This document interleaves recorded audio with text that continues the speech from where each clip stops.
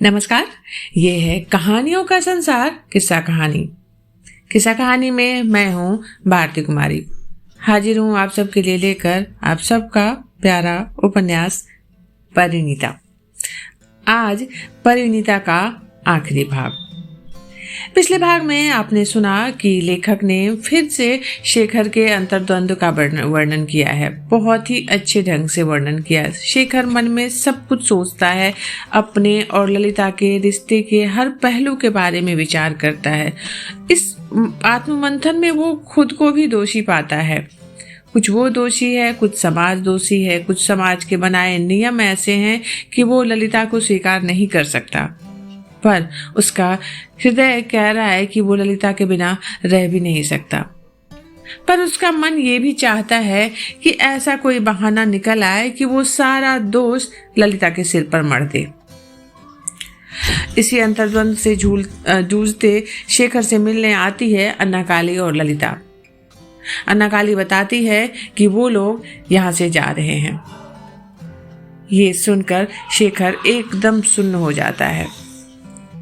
शेखर चाहता है कि ललिता से थोड़ी देर अकेले में बात करे, लेकिन ललिता उससे बात करना नहीं चाहती। अन्ना काली और ललिता शेखर को प्रणाम कर विदा ले लेते हैं। अब आगे। गुरुचरण बाबू के स्वास्थ्य की टूटी नैया मुंगेर की जलवायु में भी इस योग्य ना हो सकी कि वो और अधिक यात्रा कर सके। साल भर तक बीमार रहने के बाद वो एक दिन महाप्रस्थान के पथ की ओर बढ़ गए। गिरीन्द्र को उनसे बहुत स्नेह हो गया था।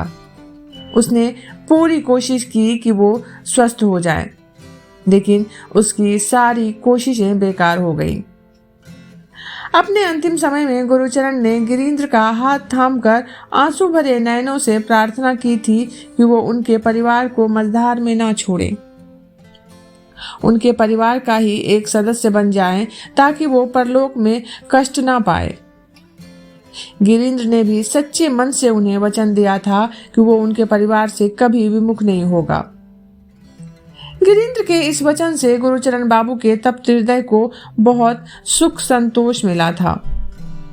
उन्होंने बहुत शांति के साथ देह त्यागी थी। कलकत्ता वाले मकान में गुरुचरण कुछ किराएदार बसा गए थे। उन्हीं से भुवनेश्वरी और शेखर को गुरुचरण बाबू के स्वर्गवास की सूचना मिली। इधर शेखर के परिवार में भी एक दुर्घटना हो गई। नवीन चंद्र का सहसा ही देहांत हो गया। शोक संतप्त भुवनेश्वरी दुख से विह्वल होकर काशी चली गई। गृहस्थी का सारा भार बड़ी बहू पर छोड़ गई और उससे कह गई कि अगर सब कुछ ठीक रहा तो अगले साल आकर शेखर का विवाह कर देंगी।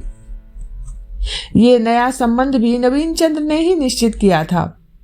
यदि उनकी अचानक से मृत्यु ना हो जाती तो अब तक वो शेखर की शादी भी कर देते, लेकिन उनके आकस्मिक निधन के कारण ये कार्य साल भर के लिए स्थगित हो गया था।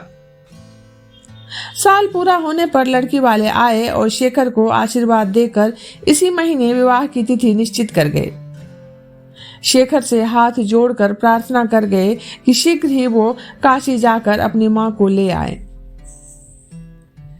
खिन्न मन से शेखर काशी जाने की तैयारी करने लगा। अलमारी में से कपड़े निकालकर सूटकेस में रखते हुए उसे सहसा ललिता की याद आ गई। उसके ये सब काम ललिता बहुत निपुणता से करती थी। उसके मुंह से एक लंबी सांस निकल गई। 3 वर्ष हो गए थे उन लोगों को यहाँ से गए हुए। इस बीच गुरुचरण बाबू की मृत्यु की सूचना के अलावा उनका कोई अच्छा या बुरा समाचार उसे नहीं मिला था। उसने समाचार जानने की कोशिश भी नहीं की थी। जानकर करता भी क्या। ललिता ने तो उस शाम उससे अंतिम विदा ही ले ली थी। फिर भी आज अचानक उसके मन में ये ख्याल आया कि यदि पता चल जाता कि ललिता कहाँ है, कैसी है, उसकी घर गृहस्थी तो ठीक है, तो शायद उसे कुछ संतोष होता।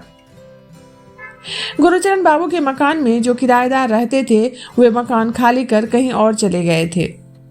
2 महीने से मकान खाली था। इसलिए जब अचानक ही पुरानी महरी ने दरवाजे पर खड़े होकर पुकार लगाई, छोटे बाबू, आपको अन्ना काली की माँ जी ने बुलाया है। ये सुनकर शेखर को बहुत आश्चर्य हुआ। अभी कुछ ही देर पहले तो वो उन्हें याद कर रहा था। शेखर दरवाजे तक आ गया और आश्चर्य से बोला, अन्ना काली की माँ जी यहाँ कहाँ? महरी ने गुरुचरण बाबू के मकान की ओर हाथ उठाकर कहा, अपने घर में। वे लोग कल रात ही मुंगेर से यहाँ आए हैं। अच्छा चलो। ये कहते हुए शेखर सूटकेस उसी तरह छोड़कर नीचे आ गया। शाम रात में बदलने वाली थी। जैसे ही शेखर ने गुरुचरण बाबू के मकान में पैर रखा, उसकी विधवा चाची जोर जोर से रोने लगी। शेखर दरी पर उनके पास ही बैठ गया और धोती की कोर से अपनी आंखें पोंछने लगा। वो गुरुचरण बाबू के लिए नहीं थे आंसू, अपने पिता के लिए भी थे। अंधेरा बढ़ते ही ललिता आकर दिया जला गई। गले में आंचल डालकर उसने दूर से शेखर को प्रणाम किया और धीरे धीरे बाहर चली गई। शेखर उस पराई स्त्री को आंख उठाकर अच्छी तरह देख भी न सका। फिर भी कनखियों से उसने जितना देखा, उससे यही लगा कि ललिता और भी लंबी और बहुत ज्यादा दुबली हो गई है। रोना धोना समाप्त कर गुरुचरण बाबू की विधवा स्त्री ने शेखर से यही कहा कि वो इस मकान को बेचकर मुंगेर में अपने जमाई के पास रहना चाहती है। शेखर के पिता की इच्छा थी कि वो इस मकान को खरीद ले। यदि इस समय उचित दाम पर शेखर ये मकान खरीद ले तो एक तरह से घर बाहर वालों के हाथ में ना जाकर घर वालों के पास ही रह जाएगा। उन्हें भी ये दुख ना होगा कि उन्होंने मकान बेच दिया है, और अगर भविष्य में वो कभी मुंगेर से यहाँ आई तो एक दो दिन उन्हें यहाँ रहने में किसी तरह का संकोच भी नहीं होगा। शेखर ने यही कहकर उन्हें आश्वासन दिया कि वो माँ से पूछकर ही इस संबंध में हाँ या ना कह सकेगा। अपने आंसू पोंछते हुए ललिता की मामी ने पूछा, क्या दीदी इस बीच यहाँ नहीं आएंगी?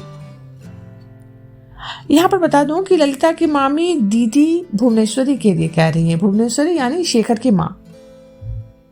शेखर ने बताया कि वो उसी रात माँ को लेने काशी जा रहा है। धीरे धीरे ललिता की मामी ने शेखर से उसके घर परिवार, उसकी शादी, उसकी होने वाली ससुराल और उसे मिलने वाले दहेज के संबंध में सारी जानकारी ले ली। शेखर जब वहां से उठा तो चांद निकल आया था। गिरीन्द्र उस समय अपनी बहन मनोरमा के यहाँ जाने की तैयारी कर रहा था। उसे देखकर ललिता की मामी बोली, मेरे जमाई से तुम्हारी बातचीत नहीं हुई शेखर? बहुत ही अच्छा लड़का है। आज के समय में ऐसा लड़का मिलना असंभव है।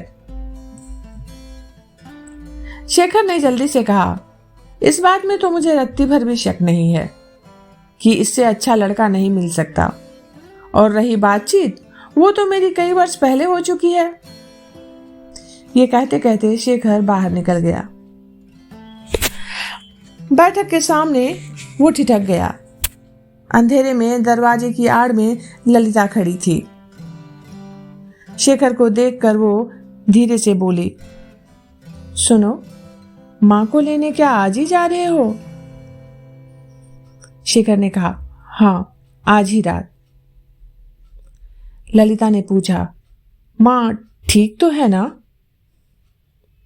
शेखर बोला, ठीक तो है, लेकिन इस आघात को वो सह नहीं सकी हैं। उनका चित्त ठिकाने नहीं है। ललिता ने फिर पूछा, तुम तो ठीक हो ना? बिल्कुल। ये कहता हुआ शेखर तुरंत बैठक के बाहर आ गया। रास्ते में शेखर को ऐसा लगा जैसे ललिता के साथ खड़े होकर बातें करने से उसका सारा शरीर अपवित्र हो गया है।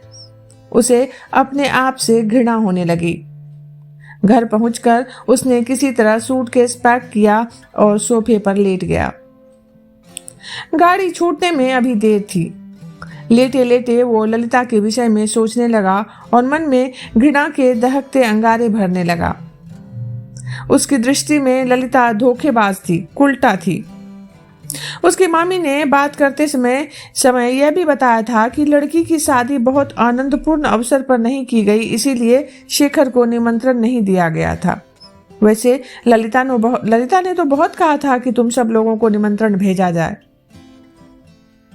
ललिता की ये धृष्टता आग का गोल चक्र बनकर शेखर के सारे शरीर को भस्म करने लगी। अपने विवाह से 10-12 दिन पहले शेखर मां को लेकर काशी से वापस आ गया।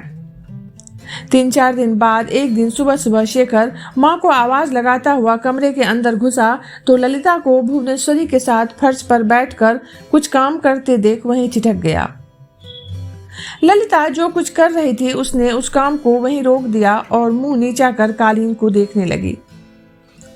भुवनेश्वरी ने शेखर से पूछा, क्या है रे? शेखर इतना हड़बड़ा गया था कि काम ही भूल गया। बोला, कुछ नहीं, अभी रहने दो, फिर बात करूंगा।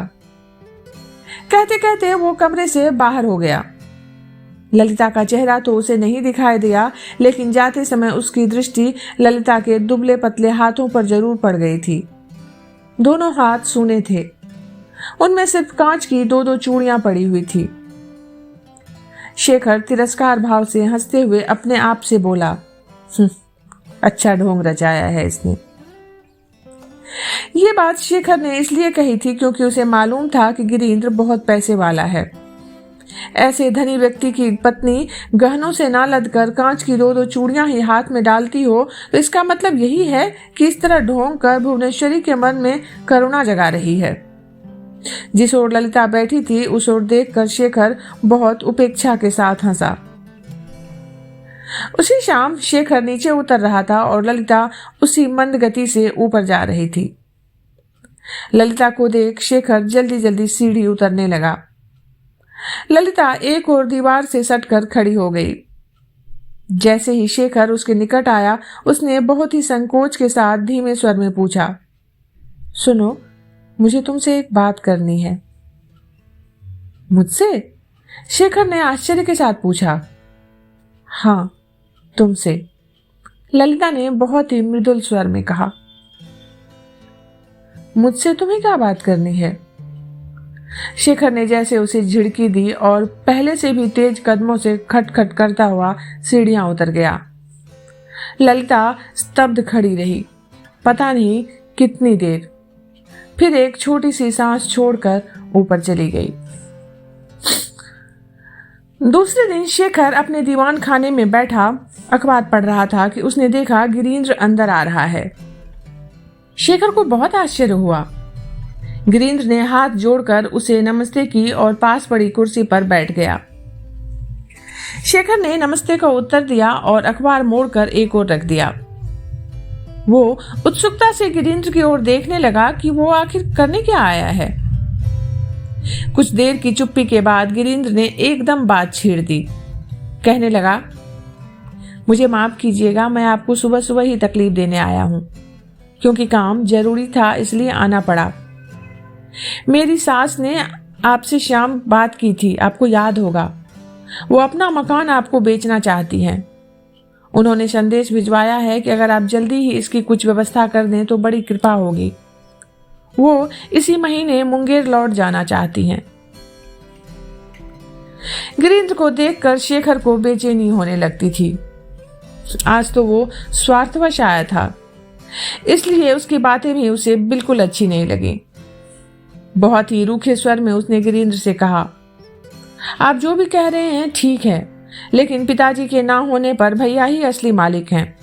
आप उनसे ये सब बात कीजिए।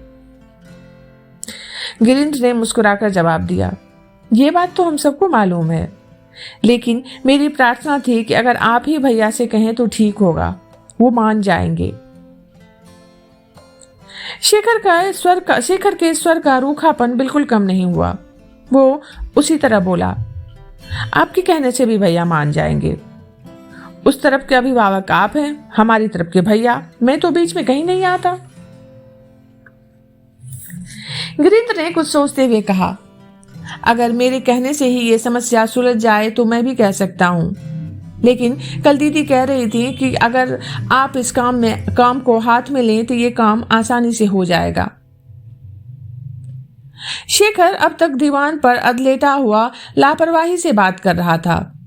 अब वो ठीक तरह से बैठ गया और बोला, कौन दीदी? गिरीन्द्र ने उसी सहज भाव से कहा, ललिता दीदी। दीदी कह रही थी कि। दीदी सुनकर शेखर का सिर चकराने लगा।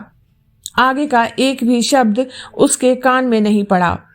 हतबुद्धि हुआ वो मूढ़ दृष्टि से गिरीन्द्र को देखने लगा।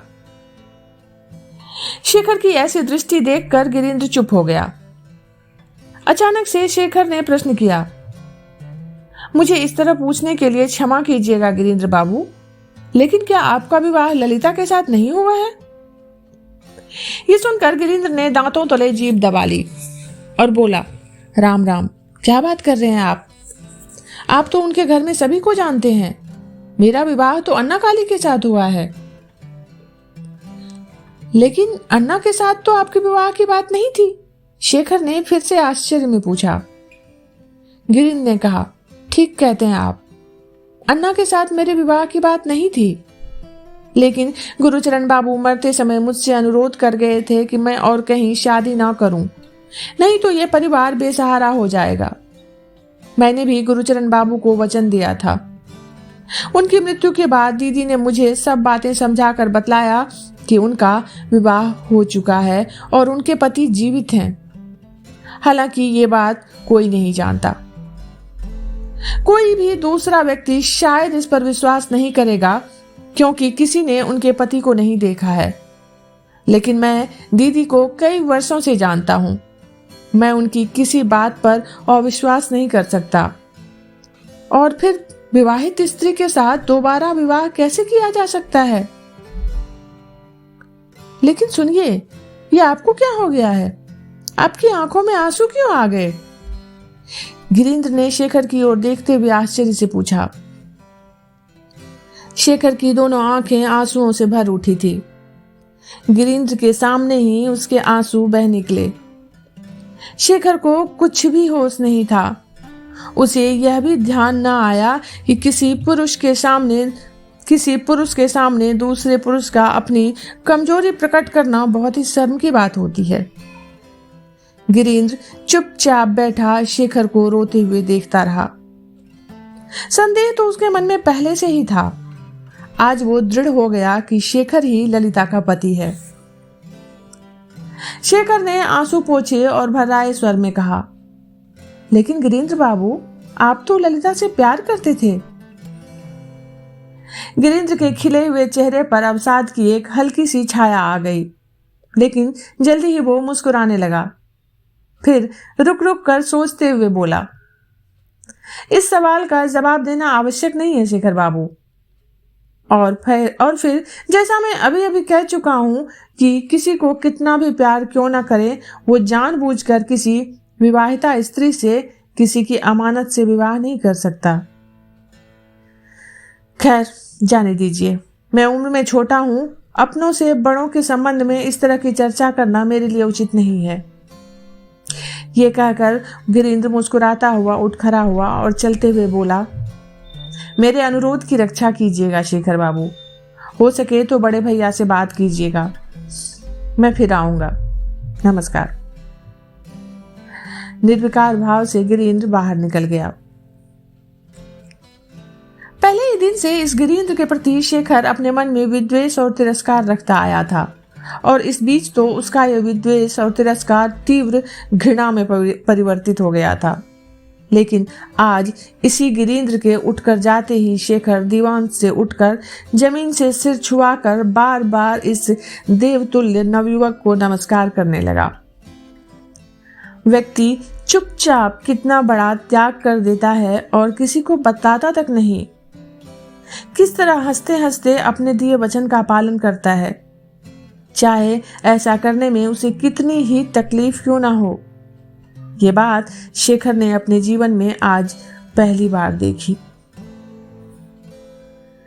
दोपहर के समय भुवनेश्वरी अपने कमरे में नीचे बैठी हुई ललिता की मदद से नए कपड़े संभाल कर रख रही थी कि शेखर भीतर घुस आया और उनके बिस्तर पर बैठ गया। आज वो ललिता को देखकर ना कतराया ना हड़बड़ाया। स्निग्ध दृष्टि से उसे देखता रहा। भुवनेश्वरी मुस्कुराई, फिर बोली, क्या है रे शेखर? शेखर ने कुछ नहीं कहा, चुपचाप बैठा देखता रहा कि माँ और ललिता किस तरह कपड़ों की तह लगा रही हैं। फिर बोला, ये क्या हो रहा है माँ? भुवनेश्वरी ने कहा, नए कपड़ों में से किसको क्या क्या कपड़े देने हैं यही हिसाब लगा रही हूँ। लगता है और भी कपड़े मंगाने होंगे। क्यों ललिता? ललिता ने सकारात्मक मुद्रा में अपना सिर हिलाया। शेखर ने हंसकर कहा, और अगर मैं ब्याह ना करूं तो? भुवनेश्वरी ने भी हंसकर कहा, हाँ, ये तुम कर सकते हो, तुम में इस तरह के बहुत सारे गुण हैं। शेखर ने मुस्कुराते हुए कहा, तो फिर ठीक है माँ, ऐसा ही होगा। ये सुनकर भुवनेश्वरी थोड़ी गंभीर हो गई, बोली, ये क्या कह रहा है तू? ऐसी अशुभ बात जबान पे मत ला। शेखर बोला, अब तक तो जबान पर नहीं लाया था माँ, लेकिन अब भी ये बात जबान पर नहीं लाऊंगा तो बहुत बड़ा पाप होगा। भुवनेश्वरी कुछ आशंकित दृष्टि से शेखर की ओर देखने लगी। शेखर ने कहा, माँ, तुमने अपने इस नालायक लड़के के बहुत से अपराध क्षमा किए हैं, तुम्हें मेरा ये अपराध भी क्षमा करना होगा। सच माँ, मैं ये शादी नहीं कर सकूंगा। जिस ढंग से शेखर ने यह बात कही थी और ये कहते हुए उसके चेहरे पर जो भाव आए थे, उसे देखकर भुवनेश्वरी सचमुच बहुत व्याकुल हो गई। अपने मन के संघर्ष को दबाते हुए वो बोली, अच्छा, मत करना शादी, लेकिन तू इस समय चला जा यहाँ से, मुझे अभी बहुत से काम करने हैं। शेखर ने फिर एक बार हंसने की कोशिश की, लेकिन असफल रहा। तब साफ सीधे स्वर में उसने कहा, माँ, मैं मजाक नहीं कर रहा हूं, सच कह रहा हूं, मुझसे ये शादी नहीं हो सकेगी, मैं नहीं कर पाऊंगा, तुम इसे रोक दो। भुवनेश्वरी ने चिंतित स्वर में कहा, बेकार की बात मत कर शेखर, शादी क्या बच्चों का खेल है? खेल नहीं है, इसलिए तो कह रहा हूं मां। शेखर के स्वर में पहली बार दृढ़ता आई। इस दृढ़ता को सुनकर भुवनेश्वरी भयभीत हो गई। उन्हें लगा बात सचमुच गंभीर है और इसे मजाक में टालना उचित नहीं है। स्वर को ऊंचा कर वो बोली, शेखर, मुझे परेशान मत कर, क्या हो गया मुझे समझा, बता क्या बात है? इस तरह की ऊटपटांग बातों से मुझे बहुत घबराहट और उलझन होती है। शेखर बोला, और किसी दिन सुनना माँ, सब कुछ विस्तार से बताऊंगा, आज नहीं। शेखर ने स्वर को यथासंभव कोमल रखने की कोशिश की। भुवनेश्वरी झुंझला कर बोली, आज नहीं बताएगा तो किस दिन बताएगा? फिर कपड़ों की गठरी को एक ओर सरकाती हुई खींच के साथ बोली, तो ऐसा कर शेखर, तुम आज ही मुझे काशी भेज दो, मैं ऐसे दिमाग खराब करने वाले गृहस्थी में एक रात भी नहीं रहना चाहती। भुवनेश्वरी का परेशान चेहरा देखकर शेखर आगे कुछ नहीं बोला, सिर झुकाकर चुप हो गया और चुप ही बैठा रहा। भुवनेश्वरी की झुंझलाहट और बढ़ गई। उठती हुई व्यग्र स्वर में बोली, तू आज मुझे काशी भेज ही दे, ललिता भी मेरे साथ जाना चाहती है, शायद वहां ही इसकी कोई व्यवस्था हो सके। ये सुनकर शेखर को हंसी आ गई। भुवनेश्वरी आश्चर्य से उसकी ओर देखने लगी कि ये हंस क्यों रहा है। हंसते हुए शेखर बोला, माँ, तुम इसे अपने साथ ले जाओगी तो इसकी व्यवस्था और किसके साथ करोगी? तुम्हारी आज्ञा से बड़ी और क्या चीज होगी इसके लिए? शेखर को हंसते देखकर भुवनेश्वरी की जान में जान आई। उन्हें लगा बात इतनी गंभीर नहीं है जितनी वो समझ रही है। ललिता की ओर देखकर वो थोड़े आश्चर्य से बोली, सुन ली ललिता इसके बाद? इसका ख्याल है कि मैं जहां चाहूं तुम्हें खुशी से ले जा सकती हूं। अरे, ये स्वतंत्र है क्या बेचारी? इसकी मामी नहीं है सिर पर, उनसे नहीं पूछना होगा मुझे? क्यों ललिता, पूछना होगा ना? ललिता ने कोई जवाब नहीं दिया। शेखर जिस तरह बात कर रहा था उससे ललिता को बहुत संकोच हो रहा था। उसका मन हो रहा था कोई बहाना बनाकर वो बाहर निकल जाए। कुछ देर की चुप्पी के बाद शेखर ने मन कड़ा कर कहा, तो सुन लो माँ, तुम इसकी मामी से जो कहना चाहो कह दो, यह तुम्हारी इच्छा है, लेकिन तुम जो कहोगी वही होगा, ये बात मैं भी जानता हूँ। जिसे तुम अपने साथ ले जाना चाहती हो वह भी जानती है, ये तुम्हारी बहू है माँ। बात पूरी कर शेखर को कुछ शर्म महसूस हुई। उसने अपना सिर झुका लिया। भुवनेश्वरी आश्चर्य से स्तब्ध रह गई। इतनी गंभीर प्रकृति का लड़का शेखर अपने माँ के साथ किस तरह का मजाक कर रहा है? शेखर के चेहरे पर अपनी दृष्टि गड़ाते हुए उन्होंने प्रश्न किया, तूने क्या कहा अभी? ये कौन है मेरी? ललिता कौन है मेरी? फिर से बोल शेखर। शेखर ने अपना सिर नहीं उठाया, लेकिन चुप्पी भी नहीं साधी। कुछ संभल कर सधे स्वरों में धीरे धीरे बोलने लगा। बता तो दिया माँ, ये तुम्हारी बहू है। आज से नहीं, 4 साल से भी ऊपर हो गए हैं। तुम सचमुच ही इसकी सास हो। मैं और ज्यादा नहीं कर सकूंगा माँ, तुम अपनी बहू से पूछ लो, ये बता देगी तुम्हें। कहते कहते शेखर ने ललिता की ओर दृष्टि डाली और देखा कि ललिता इस बीच उठ खड़ी हुई है और सिर पर पल्ला रखकर माँ को प्रणाम करने के लिए आगे बढ़ रही है। शेखर भी उठकर ललिता के पास आ गया और उसकी बगल में खड़ा हो गया। दोनों ने एक साथ भुवनेश्वरी के चरणों में सिर रखकर उन्हें प्रणाम किया। इसके बाद शेखर अपने आवेग पर लज्जित हो झेंपता हुआ कमरे से बाहर निकल गया। भुवनेश्वरी की आंखों में प्रसन्नता के कारण आंसू बहने लगे। वो सचमुच ललिता से बहुत प्यार करती थी। आगे बढ़कर उन्होंने अपना भारी संदूक खोला और सब गहने बाहर निकाले। एक एक गहना ललिता को धीरे धीरे पहनाते हुए उन्होंने बहुत प्यार के साथ ललिता से बातें करते हुए एक एक बात जान ली। फिर प्रसन्नता के अतिरेक के कारण ललिता को अपनी छाती से लगा लिया और उसका मस्तक चूमती हुई बोली, अच्छा इसीलिए गिरीन्द्र ने अन्ना काली से शादी की? ललिता ने धीमे स्वर से कहा, हाँ माँ, जब मैंने गिरीन्द्र से कहा कि मेरा विवाह हो चुका है तो उन्होंने बिना कोई प्रश्न किए चुपचाप मेरी बात पर विश्वास कर लिया। मैंने गिरीन्द्र से कह दिया था कि मेरा ब्याह हो चुका है। मेरे पति मुझे स्वीकार करें या ना करें ये उनकी इच्छा है, लेकिन वो हैं जरूर। भुवनेश्वरी ने प्यार से ललिता के सिर पर हाथ फेरते हुए कहा, हाँ ललिता, जरूर हैं। मैं आशीर्वाद देती हूँ तेरे पति दीर्घजीवी हों। लेकिन ठहर तो, मैं अविनाश को तो खबर कराऊं कि शेखर की बहू बदल गई है। कहकर हंसती हुई भुवनेश्वरी बड़े लड़के के कमरे की ओर बढ़ गई। परिणीता उपन्यास का आज ये आखिरी अंक था। कैसा लगा आपको परिणीता सुनना? और जिन श्रोता ने पढ़ा नहीं होगा परिणीता उपन्यास, उनके लिए निश्चित ही एक नया अनुभव होगा। एक साहित्य की एक नई कृति को जानना सुनना निश्चित रूप से रहा होगा। अगर आप लोगों को कैसा लगा कमेंट बॉक्स में ज़रूर बताइएगा। अगर आप चाहते हैं कि कौन सा उपन्यास सुनना चाहते हैं ये भी बताएं हमें। अच्छा लगे तो चैनल को लाइक और सब्सक्राइब कीजिए। जल्दी ही मिलती हूँ एक नए उपन्यास या एक नई कहानी के साथ। तब तक आप सब जुड़े रहिए किस्सा कहानी से।